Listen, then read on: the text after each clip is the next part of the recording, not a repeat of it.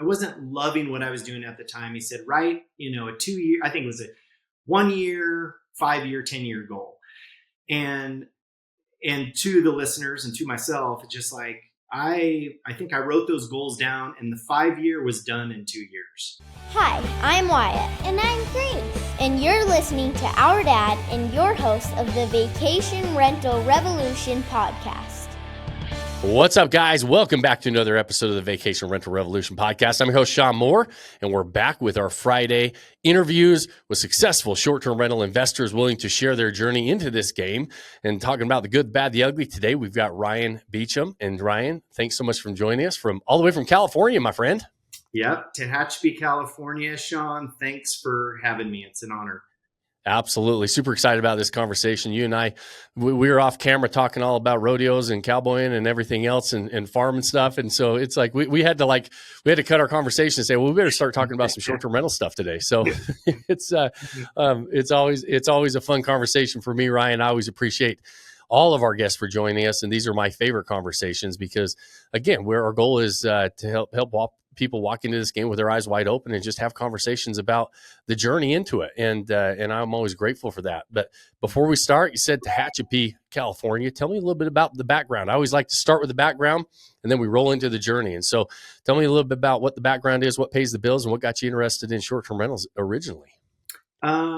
What originally paid the bills, we moved to Tehachapi 26 years ago. I was having my first child. I have 3 kids, 3 adult kids, and been married to my wife for 27 years. But I was, kind of back to the whole ranching thing. I was working at a livestock sales yard and was horseback every day. And my wife got pregnant and she's like, I don't want to live at a livestock sales yard and having you work 60 hours a week or 70 hours a week. And this was her hometown. And I was like, at the time, I didn't care where I went and I loved her folks. And I was actually rodeoing at the time, and her dad offered me a part-time job. And I worked in that for 18 years.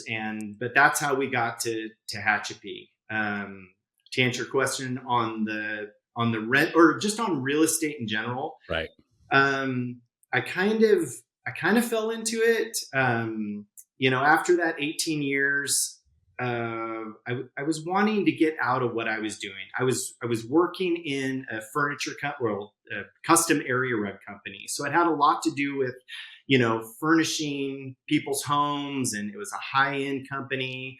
So I always liked that. But I was also working 40 minutes out of town. And so I was driving to this factory every day and trying to get back to Tehachapi to coach my kids. I was coaching soccer at the time, or I was doing something. We were always in 4-H or coaching or, something. And I thought, man, if I could have an office in Tehachapi, that would be amazing. And so I started searching around, and Tehachapi is kind of a funny little town. It didn't have much to offer. And 08 to 012, that real estate, disaster we had, there were some still properties left over. And I bought a duplex, and I thought, you know what, I'll put my office in Tehachapi. I was actually driving to the factory, opening my laptop, working all day in one spot, and then driving back. I thought, hey, I'll have an office in Tehachapi. And that's how I got started. We did the remodel. I hired a great contractor. My sister-in-law, who is still my designer, is just phenomenal. But to answer your question, it was like the whole process. Like, man, I like this. Like, I really, really like this. And we did the first project, and in our funky little town, it kind of got noticed. And I was right across the street from the district office and right down the street from the city office. And next thing you know, some people mentioned, hey, we love what you did. I got kids taking pictures out front, because it was modern. It was different than anything else that we had in our community. And the next thing I know, my second project, I was contacted by the city, and they say, hey, we got a deal for you. And I'm like, well, this isn't what I do. I have a day job, but I kind of wanted out of my day job. And I was pulling in town from the factory, had to go down there one day, and the city engineer, the city manager, a real estate agent, and an owner of a building call me. And I'm pulling in town. They say, "Hey, where are you? We'd like you to look at a building." And I'm like, "Huh, that's funny. I'm not a contractor. I'm not a developer. And, love what you did with the Robinson property. Can you swing by?" I said, "Sure." And it's actually a building I looked at a couple years prior.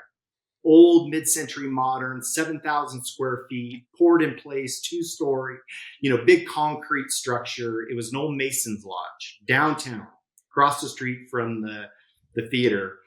And I pull up front, and there they all standing, and I jump out. "Hey," to keep this fairly short, I take the tour with them, and I'm kind of like, "Man, I would do this and that." Well, next thing you know, the gal offers me a price I can't refuse. And the city says, "If you buy it, we have a full-time tenant. We're going to put the Tehachapi Library. Right now, it's in a strip mall between a bar and a tanning salon. Our supervisor wants it moved. We're putting it here." So to answer your question, that was a long story. Sorry. But that's how I got cast into this whole real estate investing. I got that. We did the remodel. I borrowed the money, did the deal. They handed me a 10-year lease, and I quit my day job. So That's awesome. that's awesome. How big of a town is Tehachapi? Oh gosh, when we moved here 26 years ago, maybe 10,000, and we're probably up to, with the surrounding area, we have some gated communities, but we're probably at 50.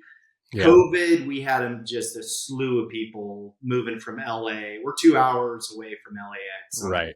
On a good day. So yeah, that's awesome. I love hearing the kind of the backstory of, because it's so interesting to me of how we, how so many of us different paths that lead into the real estate game, right? And just kind of not really was it on your radar, but also you did a really good job, and all of a sudden, it can be a little intimidating. You show up and you're like, "Hey, come check out this property." You're like, "This is not really what I do," but yeah, right.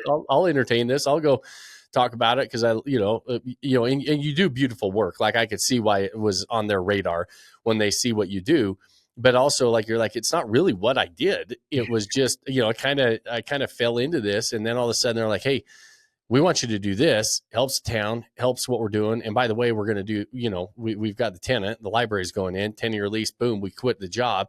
So now all of a sudden we're in the real estate game, all like overnight, right? Sort of overnight. I mean, it just kind of, the way it happened was, it's always really, really interesting. So you're kind of in the short term of saying, "Hey, listen, I'm going to come in, I'm going to rehab these properties," but you kept them for the long term. They were ultimately long-term plays as well. They weren't just fix and flips.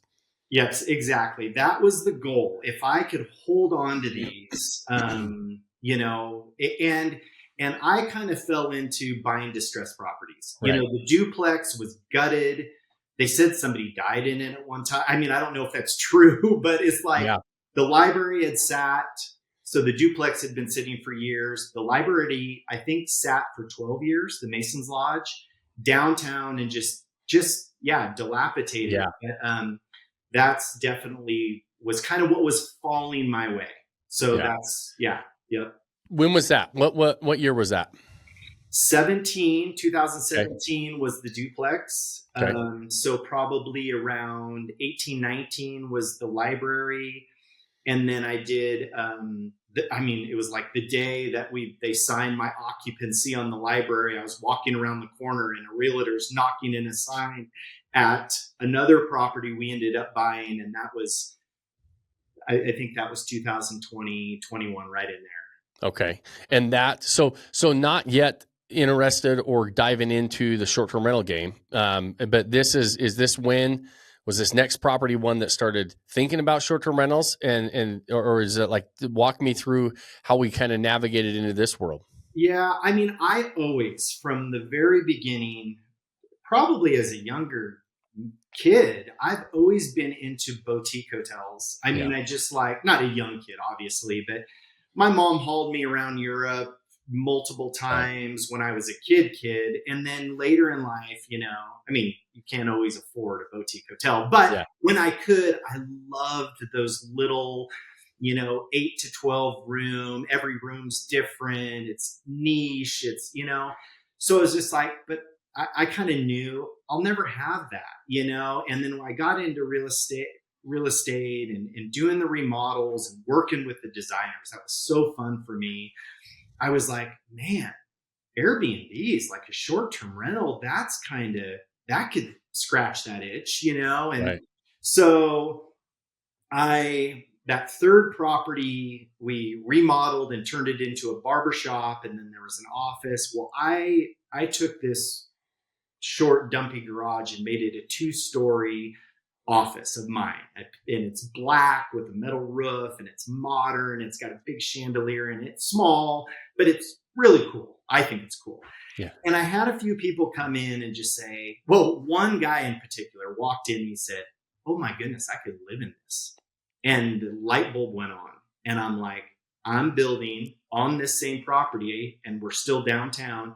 I'm building the 2 tiny homes, the loft and the flat. I'm calling it the micro village.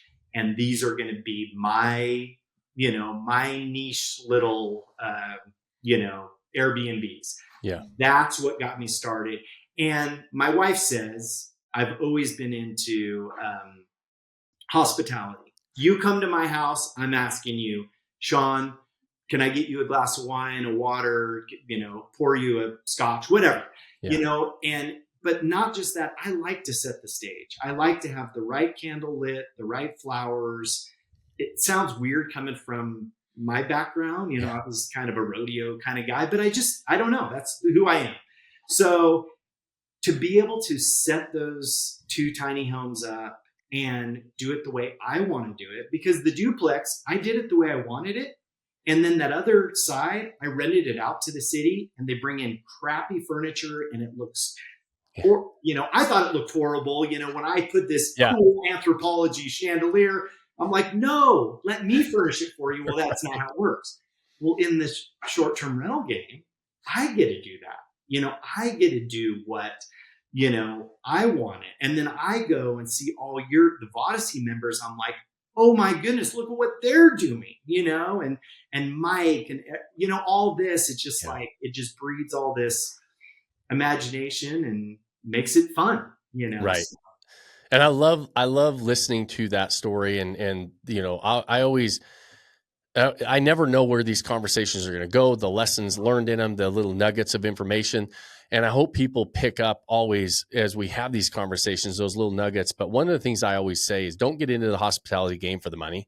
Get into it because you love hospitality and you love creating great experiences, and the money will follow. And I think that is a real lesson here on that really led to your success in the very beginning with the micro village, right? And is you're like, I like doing this. I like setting the stage. I like creating this experience.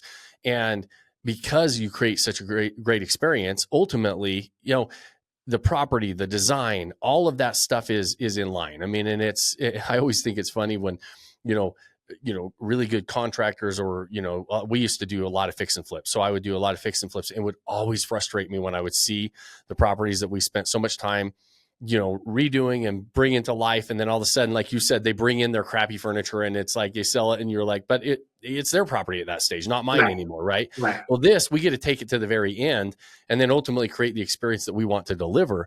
Yeah. And this is, that's the, if I could say, okay, what are some of the lessons to some of your success with that property is you were really focused on delivering that experience, and you're like, this is what I wanted. This is the vision I had. And there's a reason why, you're the number one properties in the market in that for that niche in that area. And the success leaves clues. What are the clues? Well, one of them is that, hey, we're really dialing into that experience. We talk about it all the time. Yeah. Yeah. And not knowing, kind of just learning as I went. I was trying to read all the books and do all that, and I think it was Warren Buffett. It was one of those dudes that said, don't get emotionally invested in a property. So I was just like, I can't get emotionally invested. I can't get emotionally invested. But everything in me wanted to be emotionally invested. Yeah. Like, I want to do it all from start to finish. And it's like, okay, I'm not going to be Warren Buffett, but I don't want to be Warren Buffett. Right. I'm getting emotionally involved. Like, Yeah. we have somebody coming to stay this week. They're going to be here for Christmas. I'm getting them a Christmas tree and I'm going to decorate it, and we're going to do that. It's just, Right. So yeah, it's just hopefully I'm not the guy to listen to, but hopefully, like you say, there's certain things that it's just like, okay, this is working, and it's Right. working enough for me to be able to quit my day job and have time with my grandkids and afford enough to do fun stuff, so that's the end goal. Right. But also I love what I do. Right. I want to get 200 4-star ratings with everybody saying, we loved your place, Right. Yeah. And, Anyway. and Yeah. it's and that's why I love this, is because, and you are the guy to talk to and listen to, by the way. Those of you that are listening, is being modest. And the those operators and hosts that operate at the very top of these markets, this is the mentality they have. And I've always said it's a very interesting game on the investment side, because you have these strict investors that do say, don't get emotionally attached to the property. It's all about the numbers. It's all about the logic. Well, that's not really true in the hospitality world, right? There is like, we appeal to the emotional side. When we get emotionally invested and understand our target audience, it is emotional, right? I can't tell you how many times when I have these conversations, like, we don't talk a lot about the money, right? The money is the byproduct of doing a really good job of stuff. But Yeah. I can't tell you how many times we go deep into, oh man, I created, like you're saying, I'm gonna set the Christmas tree up for them. I hope they have an amazing Christmas, and they're gonna share that experience with you. And that is almost more important for us when we see that and hear that and feel that and being part of those life experiences for people than the money is, right? And I see it and hear it all the time, and that's where, I always say, like, there is obviously a logical, like, running the numbers and the revenue and the analysis and all that stuff, but to really kill it in this business, you better have that emotional side dialed in as well, or it's really tough. Yeah, it's true. And I'm going to lean more that way. And then I have, a great accountant and a great CPA that helps me with some of that stuff. I've been told all the things, you're making money when you purchase the property. So I have, my little niche has been buying those distressed properties, and I went on to get my contractor's license and do those things. But what brings, I guess, the part that you're hitting on is the part that brings me so much joy is just, people going away and say, man, we had a great time, because I've experienced that. Yeah. I've gone to some, crappy places and just like, I can't get out of here fast enough. And then I went to some wonderful places and I'm just like, this is cool. Like, how did they think of that? How did they know to do this for my grandkids or whatever that thing is? But, that's what's fun is, like, we have certain instincts, right? And this is what I love about these conversations. Just my selfish aspect of having these conversations all the time is, like, I learn so much because I might have a certain instinct, and then you have another instinct that delivers something even, different or better, or something that I wouldn't have thought of. And I'm like, oh man, I love that. I'm going to do that next time. Right. Yeah. And so it's so fun to just, like, when you're around, like, what I love about our Odyssey family, and obviously, Ryan, you're in our 1% club, which is operating the top markets in, to be in the top properties in your market, and having those conversations. And when we talk about it, it's like, oh man, I wish I would have thought of that. And now I'm going to put that in, and everybody just continues to raise the bar, which is really, really fun. Yeah. Yeah. Is it Teresa in Nashville that has the girls trip place? Yep. Yeah. She knocked it out of the park. She killed it. Yeah.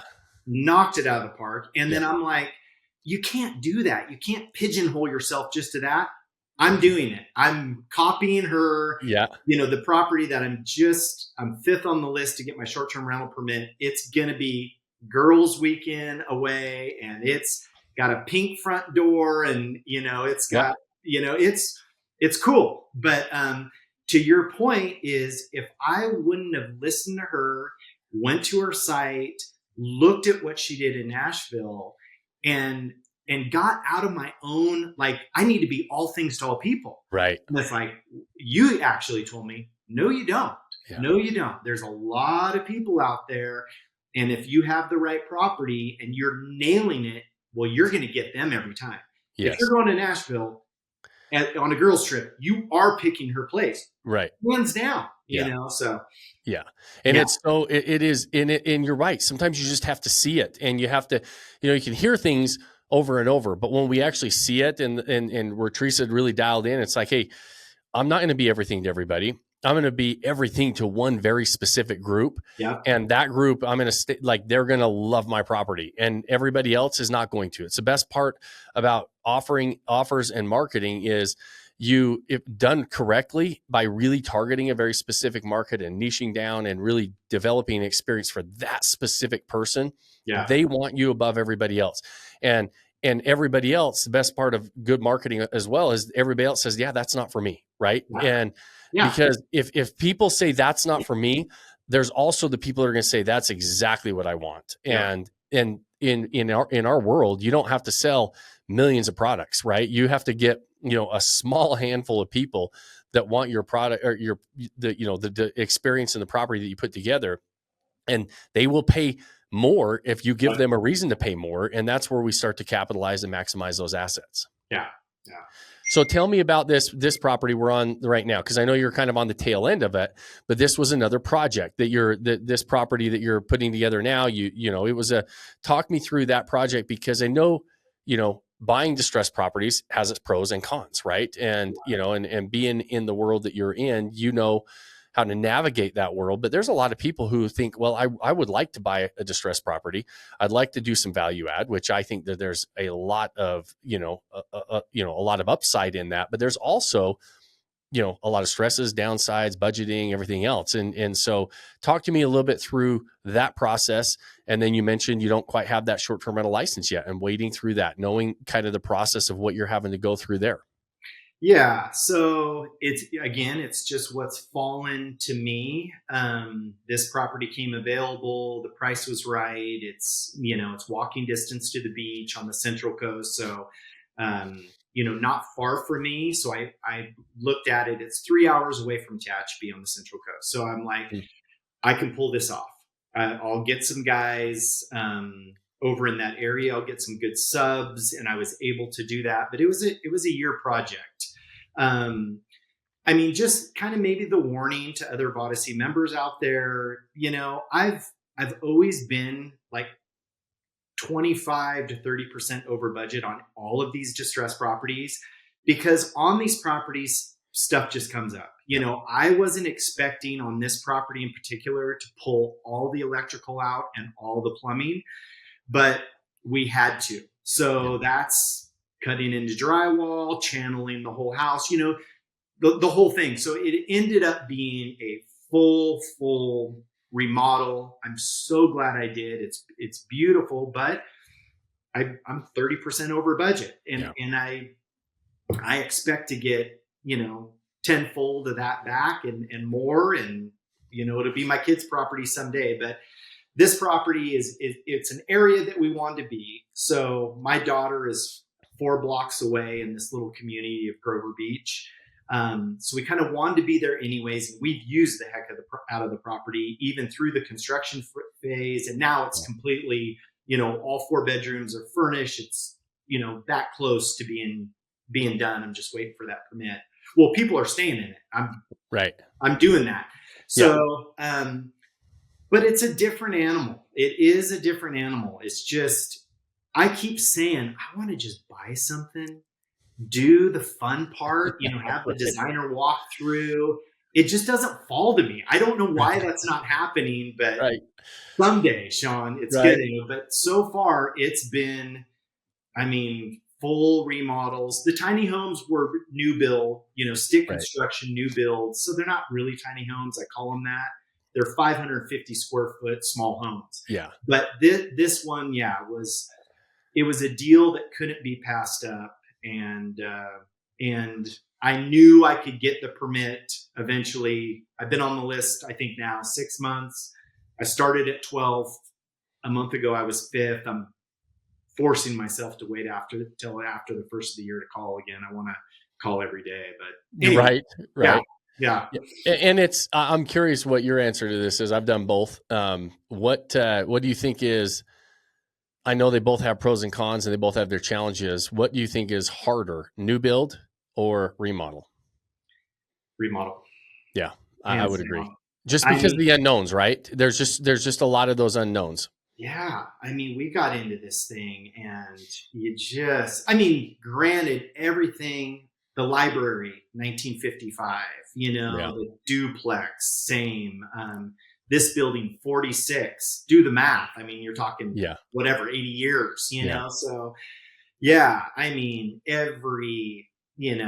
yeah, you just find it all. I mean, literally, we were finding stuff in the walls, old, newspapers from the 50s, Yeah. So I don't know. Yeah, the tiny homes were cut and dry. The Yeah. architect gives you a set of plans, and I mean, it's just like sub after sub. I mean, Yeah, I'm with you. I 100% think the remodel, and I think it's a really important lesson for those people that are listening, thinking about a value add and a remodel is making sure that you do have that contingency in there with the budget. And 20 to 30% is a very realistic being over budget for those unexpected items, especially on a rehab, because you're going to be, I mean, even on a new build, you have to have a 15, 20%, like contingency, because you might add things that you don't, you're like, if I'm doing it, I'm going to do the upgrade here, or I'm going to do some design upgrades there. But when you're in a remodel, there's things that you just flat out don't plan on that you have to do, like new electrical and new plumbing, that you're like, okay, I wasn't planning on this, but we're going to do it. We're going to do it right. We're going to keep this. And ultimately, like you said, you're going to get a nice ROI on that, on that, investment that you're doing, but you got to be able to get to the finish line, right? There's nothing worse than diving into a project that, even though you might be able to get a really good return on investment at the end of the day, if you can't get to the finish line, it's a moot point, right? There's nothing you can do, right? So you want to make sure you dive into those with enough contingencies on the budget side, on time, right? Because some people are like, well, like you said, you dove into this as a year project. Did you, with your experience of doing a few, were you like, did you plan on it being a year from the very beginning, or were you planning on shorter and it took longer? Shorter. So it's, yeah. And as much, I say as much as I've done, my experience, Right. I still undershoot the money and undershoot the time, Yeah. And yeah, it always takes longer, it just always takes more money, and I believe in it. They're not making any more, real estate close to the ocean. So it's like, hey, we're going to see it through, and I'll beg, borrow, and steal to get her done. And it's going to do phenomenal, but it's always more time and money. Yeah, for sure. And sometimes time is actually more frustrating than going over budget. Going over time, a lot of times, can be a little bit harder and more frustrating, because, there's just not a lot you can do about it. Sometimes you can scrape more money together, but when it comes to the time, that puts stresses on a lot of different aspects of a deal. And so to be, money borrowed, time, getting that money repaid, if it's short-term money, bridged home loan type money versus long-term money, all those different things, the time is a big deal. And both of those things are the two biggest things. You just got to give yourself a lot of extra leeway on time and budgets. And even then, we still seem to undershoot them. I did all the time. I've done well over 200 rehabs and fix and flips. And I don't know that I ever thought that I like dialed in by budgeting and time as much as I told myself, okay, I always thought, I can get in and out of this in 90 days. And, 6 months later, I'm like, okay, maybe we're going to wrap this one up, Right. Yeah. Right. So it's good. So that one's launched. What's tell me the plans for the future? What's are you going to give yourself a break for a minute? Or you, do we have like the next project to dive right into? I think I'm going to rest. I say that every time, and then the deal that comes around, I cannot refuse, comes up. But I'd like to sit on this one and really do it right. I'm not going to launch it until it's all down to the napkins on the table, the whole thing. I want to get the art right, of the wallpaper, the paint, everything, and it's going to be, but to answer your question, I'd like to take I'd like to take a little break and Yeah. have a year, 6 months to a year. And then also, my own little plan is kind of to draw a 3-hour circle and kind of keep it fairly close, because Yeah. that's just my personality, is to be able to even drive to one of these, So, we love the Eastern Sierras, Mammoth, Yeah. Bishop, that area. It's pretty prohibitive of what you can do up there, but that's a future spot that we're looking at. I mean, we love Hawaii, so Yeah. that would get out of my 3-hour. That would definitely be out of your That would be 3-hour out of my. radius. So, and Shawn, you know what? The other thing I say is like, okay, this is it. I got enough to manage. This Right. is it. Just stick to this. I just don't think it's it. I'll get further and further away from the pain of the Yep. project, and then all of a sudden it's like, wow, Then you're itching to do another one, right? yeah. And I see what other Vodacy members are doing, and I hear about the Bourbon Trail, and like all of these things, and I'm like, okay, I'm getting excited again. It'd be fun to do something else. And maybe it's like, okay, shift assets around, I have the commercial property, so maybe do something different because I like the short-term rental so much. But I don't know if that's really answering your question. I would like a break. I would like a little break, and I want to kind of redo the tiny homes just a little bit, but who knows? Yeah, it's interesting because I always wonder that too. Like it's like, okay, I'm okay with a break. Let's take a break. Let's breathe. Let's maximize what we've got. Let's actually enjoy some of the fruits of our labor a little bit. Yeah. And then, like you said, then all of a sudden the deal shows up on your lap and you're like, oh, all right, I'm in. Let's do it. And so I'll know when I'm getting the itch again when I'm looking at Zillow every day. Exactly. Exactly. That's exactly right. It's I don't think any of us ever get away from that anymore. It's like always constantly looking, but there's times where you're just looking all the time, right? That's exactly how it goes. Yeah, you helped me with the Grover Beach. I mean, I was there. I was looking, I think, for a full year when the interest rates were good. And then I was literally dropping letters in mailboxes of places that I was thinking, okay, it looks a little downtrodden, but I like the area. I like the bones. Nothing. And this guy, I had made an offer during that time. Well, a year later, he reaches out to me and just shoots me a price. Well, we went back and forth. I was giving him the full price he was asking. And then he said, no, I got, he didn't say I had cold feet, but he had cold feet. Yeah. You walked me through that a year ago and told me how to do the deal. And it worked. I mean, so, I don't know why I'm telling that story. Yeah. Share the details of that. Walk through that. Cause I remember you made the offer. The guy's like, I'm not sure I want to really sell this anymore. Because there's people that are in that situation. Why don't we walk through that a little bit?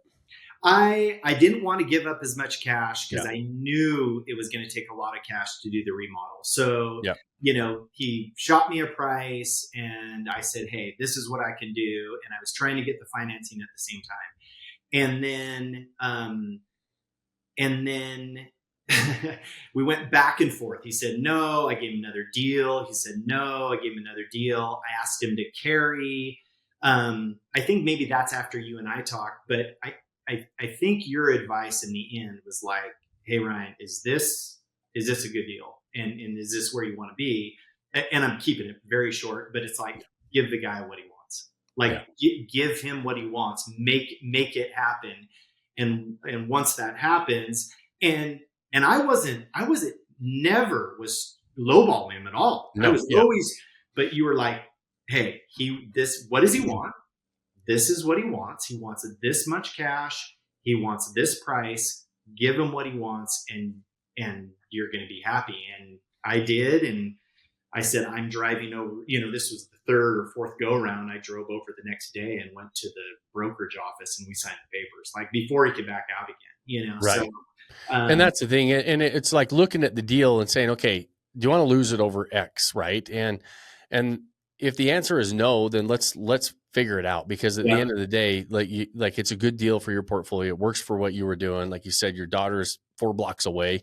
You guys go to that area all the time. You're very familiar. You wanted a property there. And ultimately, even though it was a big project, it turned out amazing at the end. You're super happy with it. And so, sometimes we get hung up on those very front end deals with and sometimes sellers, it's got to work for everybody. Yeah. But if I remember, it was like, okay, we were pretty dang close on this. Let's get him to where he feels good about the deal and move forward. Yeah. Yeah. And I like your advice too. It's just like, just be real honest. Right. And that's what we were from the very beginning. I'm like, hey, my daughter and my grandson and my son-in-law are 4 blocks away.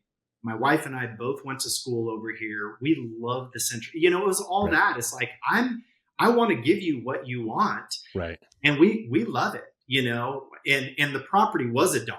I mean, honestly, Right. it was a dog. We didn't have that conversation.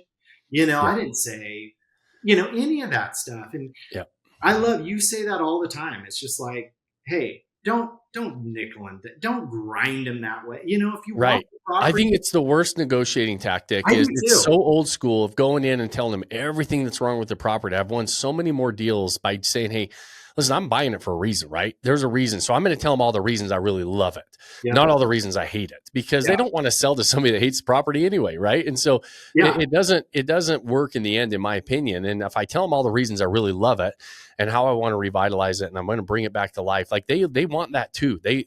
Most sellers are fairly emotionally tied to properties, and they're not going to, if you tell them everything you don't like about it, they're going to, plant their, flag in the sand and draw a line and say, okay, they're going to grind in further to tell you and prove you wrong, because you're being, but when you tell them how much you love it, it just opens the door to for much more fruitful conversations to negotiate a deal, in my opinion. Yeah. Yeah, I agree. I mean, their kids' footprints could be stamped in the concrete yard, it's just like, don't, awesome.